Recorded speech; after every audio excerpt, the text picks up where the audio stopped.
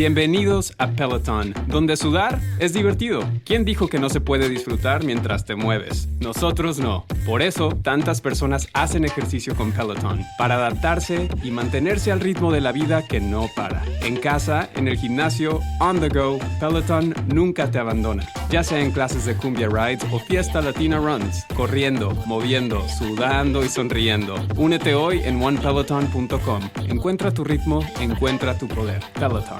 Oiga, Kelly, hemos hablado mucho de las vacunas, pero también vale la pena que nos detengamos en lo que tiene que ver con las píldoras, 2 en concreto contra el COVID-19 que se han aprobado ya por parte de la FDA en los Estados Unidos, ¿no? Sí, lo hizo ya José Manuel, la Administración de Alimentos y Fármacos en ese país, autorizó ese uso de emergencia de la pastilla contra el COVID-19. Dice que la píldora pues debe administrarse a los adultos que ya estén experimentando síntomas leves o moderados del COVID-19, más o menos en los primeros días, José Manuel. Tiempo para darle voz a la academia en RCN Radio. Doctor Óscar Gómez, médico epidemiólogo, profesor del Departamento de Ciencias Fisiológicas de la Universidad Javeriana. Gracias por estar con nosotros. Buenos días para usted. Buenos días, gracias a ustedes por la invitación. Doctor Óscar, ¿qué sabemos sobre estas dos píldoras? Porque es una buena noticia, evidentemente, que estemos avanzando en este tipo de tratamientos. Como decía Kelly, ¿cuándo se podrían aplicar? ¿Qué tanta efectividad sabemos que pueden tener frente a la enfermedad una vez ya adquirida? Claro, eso es una gran noticia porque nos muestra que definitivamente la investigación y la inversión en investigación rinde frutos y nos da nuevas herramientas para tratar de avanzar en el control de la pandemia. Sin embargo, estos anuncios de todas formas son anuncios que deben tomarse con cautela porque, como toda nueva intervención, pues empezamos a conocerla muchísimo más después de que se aprueba su uso y tenemos que ser muy acuciosos en este momento en la selección de los pacientes. Estos medicamentos, a pesar de que han mostrado unos desenlaces relacionados con su eficacia que nos dicen que disminuyen la cantidad de hospitalizaciones y muertes combinadas en un solo desenlace, que es como se han hecho esas evaluaciones, pues tenemos que ver también que muchas de las personas que pueden eventualmente ser candidatas a su uso, pues también son personas que a pesar del riesgo, a veces no necesitan más intervenciones que el manejo de síntomas y el monitoreo de sus signos vitales. Entonces, por ejemplo, con el tratamiento que se autorizó de la farmacéutica Pfizer es una combinación de un medicamento que ya conocíamos, que utilizábamos para el tratamiento de la infección por VIH, y un nuevo medicamento que es dirigido específicamente contra la familia de los coronavirus y nos muestra que en las personas que existía riesgo porque tenían comorbilidades o que eran mayores de 60 años, de que la enfermedad leve progresara a un cuadro clínico un poco más severo, pues efectivamente se dio una reducción de la necesidad de hospitalizarlos o de reducir la cantidad de personas fallecidas a raíz de un cuadro leve que probablemente no se hubiera atendido oportunamente.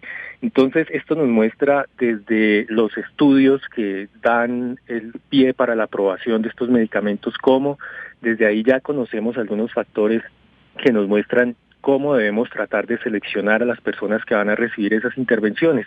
Y como lo hemos hecho durante toda la pandemia, pues siempre hemos estado tratando de proteger a las personas en mayor riesgo y también incluso con estos medicamentos eso es precisamente lo que se busca. Doctor, pero para dar un poco de contexto, ¿nos podría contar cómo funciona específicamente esta píldora, ya sea la de Merck o la de Paxlovid? ¿Cómo se debe tomar finalmente? Si es un sistema de tratamiento y obviamente no de prevención. Claro, esto es una forma de tratamiento y han hecho la FDA la advertencia de que no debería utilizarse ni como tratamiento profiláctico preexposición ni como profiláctico posexposición, es decir, se recomienda que se utilicen personas que han sido diagnosticadas, que cursan con síntomas y que esos síntomas no nos indiquen que tengan la necesidad de hospitalización, al menos en el momento en que estamos tomando la decisión de tratarlos. Es decir, que los pacientes que tienen cuadros moderados o severos de COVID-19 necesariamente deberían seguir tratándose en instituciones hospitalarias y recibir las intervenciones que necesitan. ¿Cómo funcionan? A diferencia de las vacunas, que es la otra gran intervención que nos ha ayudado a avanzar en este tema de la transmisibilidad y la disminución de cuadros severos y muertes, pues este no va a ser un refuerzo de nuestro sistema inmunológico, sino que son unos medicamentos que van dirigidos específicamente contra el virus. El virus hemos visto, por ejemplo, con las mutaciones, que va cambiando. va cambiando y adquiere nuevas formas de colonizar nuestras células. Y esos virus tienen una llave muy parecida a la llavecita, a la cerradura que utilizamos nosotros habitualmente en nuestras células para hacer diferentes procesos fisiológicos, y esa llavecita también va acompañada a veces de unos accesorios. Permite entrar, le permite replicarse al interior de nuestras células y luego le permite salir de ellas, abandonarlas e irse a infectar nuevas células. Dentro de toda esa caja de herramientas hay algunas proteínas para las cuales estos medicamentos van dirigidas específicamente y las bloquean. Si yo le bloqueo la llave al virus, no puede entrar. Si el virus entra pero no puede abrir su caja de herramientas, no se puede replicar.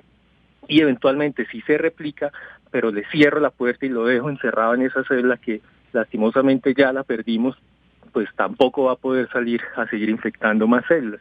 Más o menos de esa manera podemos resumir fácilmente hacia dónde están dirigidas estas intervenciones que, como les cuento, van específicamente orientadas a meterse con las herramientas que tiene el virus para ocasionarnos problemas. Claro. Oiga, doctor Oscar Gómez, médico epidemiólogo de la Javeriana, por su experiencia cuando se trata de este tipo de medicamentos nuevos, ¿cuánto vamos a tardar en recibirlos aquí en Colombia para que pasen los exámenes y estudios, además del INVIMA, las autorizaciones? Porque es muy buena noticia que la FDA en Estados Unidos pues ya le haya dado el go, la luz verde, pero aquí en Colombia, ¿cómo para cuándo? Sí, ahí hay dos cositas a tener en cuenta, y es que la FDA ese go se lo dio bajo una figura que también la tenemos contemplada desde el inicio de la pandemia aquí en el país, que es la autorización para usos de emergencia. Tenemos una nueva intervención que en medio de estas condiciones difíciles de la situación de salud pública del país nos puede dar un alivio en algunas de las situaciones que ocasiona. ¿De qué depende que lo tengamos aquí en el país? Básicamente de que los productores se acerquen a nuestra autoridad sanitaria y soliciten la autorización de comercialización en el país. Entonces, la demora es del fabricante, y en el país también hemos priorizado desde el inicio la evaluación de todas las tecnologías en salud, llámense medicamentos, vacunas, dispositivos médicos relacionadas con el manejo de la pandemia. Entonces, esas evaluaciones se están haciendo aquí en el país de forma acelerada. Todas las evaluaciones que se han presentado en el país, por ejemplo, con las vacunas, tuvieron una autorización mucho más rápida de lo que sucede ocasionalmente, y se han hecho también bajo la figura de autorización de emergencia. Eso es importante tenerlo en cuenta porque ese es un permiso temporal. La FDA dio luz verde, pero eso siempre va condicionado al uso en el contexto de la situación de salud pública en el que se autorizó, y es una autorización que eventualmente tendría que revisarse para saber si se mantiene o no en el futuro. Entonces, aquí en el país, probablemente cuando se haga esa solicitud, la evaluación va a ser también igual de rápida que como se hizo con las vacunas, y pues esperaremos el concepto de las personas miembros de la mesa de medicamentos y productos biológicos del INVIMA. Cuando hay este tipo de medicamentos hay una esperanza en ese tratamiento, por lo menos para esos síntomas que resultan a veces tan complejos en el COVID-19, pero pasa lo mismo que con las vacunas cuando hay una nueva... Si sí sirve, si se tiene que modificar, o este medicamento serviría para todas las variantes, para todo tipo de contagio de COVID-19. ¿Cómo funciona ya para tratamientos y no para vacunas? Sí, está sujeto al mismo riesgo latente de que el virus cambie y deje de funcionar, o que funcione diferente. Ese funcione diferente no lo podemos saber hasta que el virus no cambie, hasta que no lo empecemos a utilizar para saber cuál es el resultado. Puede ser que deje de funcionar, puede ser que funcione mejor. Existen ambas probabilidades. Generalmente tiende a funcionar un poquito peor porque se empiezan a presentar mutaciones y a hacerse selecciones que se deben únicamente al azar, donde aparecen cepas que con esas proteínas cambiadas, si el virus tenía un candado amarillo para abrir su caja de herramientas y luego nos lo pone por un candado blanco que ya no es de llave, sino de esos que le cambiaban los numeritos para poner una clave, perdemos un sitio de acción.